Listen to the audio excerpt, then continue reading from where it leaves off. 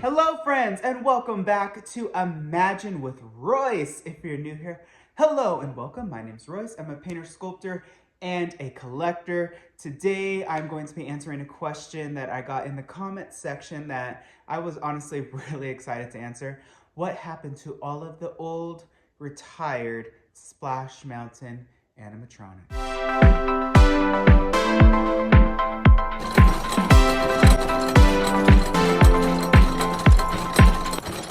All right, so for those that do not know, I worked for a very long time in the audio animatronic department, so I know a thing or two about what happens to these old characters. Now, an attraction like Splash Mountain, it's interesting because a lot of those animatronics in that attraction were repurposed from America Sings, which used to be over in Tomorrowland. So it was kudos to Tony Baxter, who really nurtured and cared for all of those beautiful figures that were, designed by Mark Davis and Blaine Gibson, and he really didn't want to see them go to waste. So he gave them an extra, I don't know, what, 30, 40 years?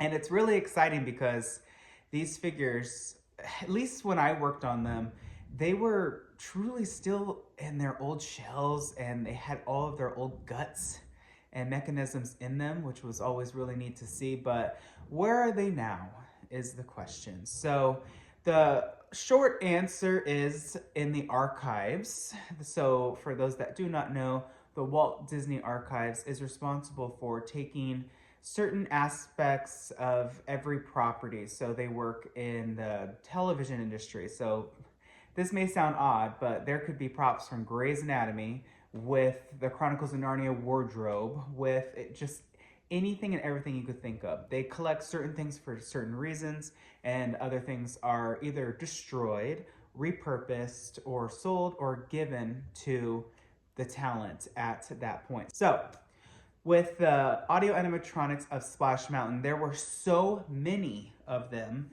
that I'm sure that there are a few that are in the animation shop at Disneyland today, and there are a few that are in the archives, and then I'm sure there were a few that were given to talent within Imagineering. That does happen, just so you know. So if you ever wonder, how did this show up at Van Eaton Galleries? How did this piece show up at Heritage Auctions? It's because things are given to cast members like that. Not regular cast members that work just like in attractions, no, but art directors, executives, stuff like that.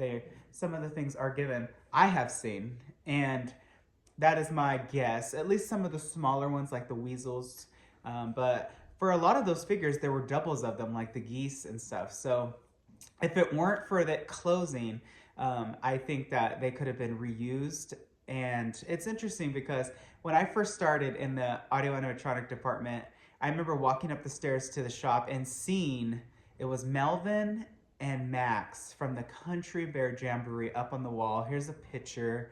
And I was like, whoa, some old friends. And trust me, they were just the beginning of what was in the shop that was retired. There was old Lincoln heads, old Haunted Mansion heads, old little rocking horse from Alice in Wonderland. There were so many figures in there that were just retired, that were just hanging out on various people's desks. There was even a Whoopi Goldberg head from Superstar Limo. That's how old some of the stuff in there is. And a Yago puppet that used to be on Jafar's shoulder in the character head shop. So there was just so many figures that were beautifully decorated. And of course, in my old art director in Imagineering, she had, I think it was the Hoot Gibson owl next to her desk, and there was quite a bit of other figures and birds in her office as well. So that's what I'm saying. Majority of them, I'm sure, went to the archives, but they got dispersed through Imagineering, not only at the Anaheim office, but I'm sure a few of them went to Glendale, and the rest probably are either in the animation shop at Disneyland, or there might be a few backstage at Splash Mountain just as an homage to that old attraction, maybe in one of the manager's offices. So that's what's neat about those types of, figures, is you look at them and you just see the history. I don't know about all of you, but I miss Splash Mountain a lot. I have had the honor of riding Tiana's Bayou Adventure, and let me just say this: Tiana's Bayou Adventure by far is a very charming, lovable, fun attraction. There are some issues with it that I definitely think could be upgraded and changed for the better.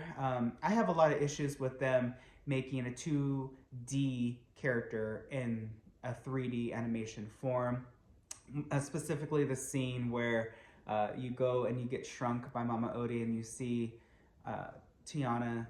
She just doesn't look like Tiana. There's no reason why you can't draw her. Same thing goes when they when we updated, because I was part of that update, the Little Mermaid attraction, when her legs are being transformed. That used to be digital, and even when you first go down under the sea and you see her up there with all the seahorses, that used to be digital. Now it's hand drawn. So there will be changes done to that attraction over time that I hope will better it.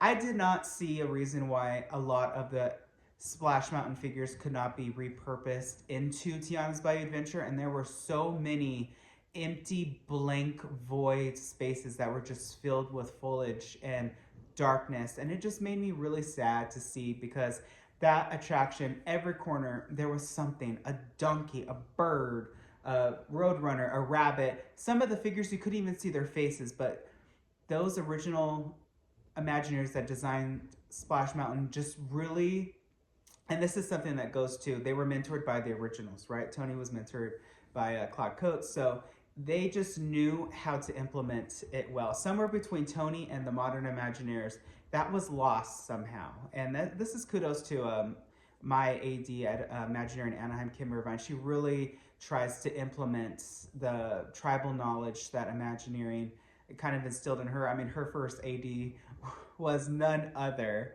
than Mary Blair. So, you know, this is just one of those times where I don't find an issue with Tiana's Bayou Adventure as a whole. I just think that people are going to judge it because it replaced something. If it had been built in an entirely different show building, I don't think people would hate.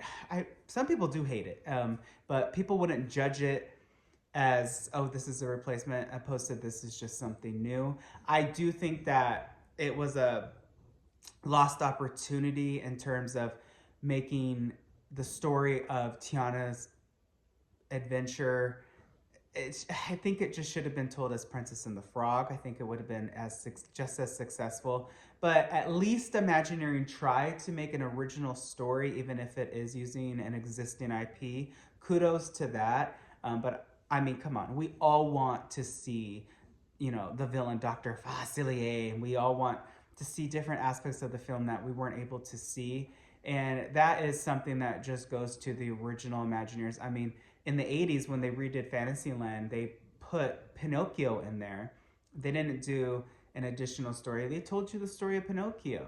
I mean, it's very choppy, but that Splash Mountain show building was big enough to literally, scene by scene, you could have made the entire film. And they should have, in my opinion. The figures, of course, were executed beautifully, but I do believe that there should have been some existing audio animatronics from Splash put into Tiana's Bayou Adventure. I think we wanted to see it, especially those gators playing those like banjos and the guitars.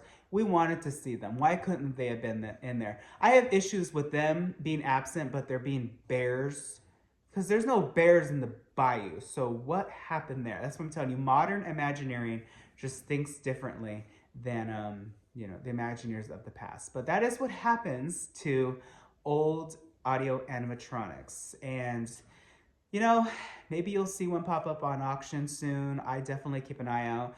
I have a few that I've recreated. I have the owl from like the very end scene. It's the last figure you see next to when you fall, then your little picture. I have one of the gators playing the guitar, and I have Mr. Bluebird. Oh, and the possum.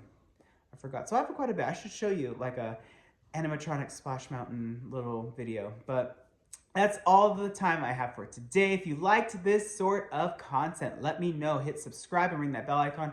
That way you're notified whenever I upload a new video. If you have any questions, let me know. Pop a question in the comment box and I may answer it in a whole new video. Till next time, dreamers, always remember not only to follow your dreams, but to chase them. Later.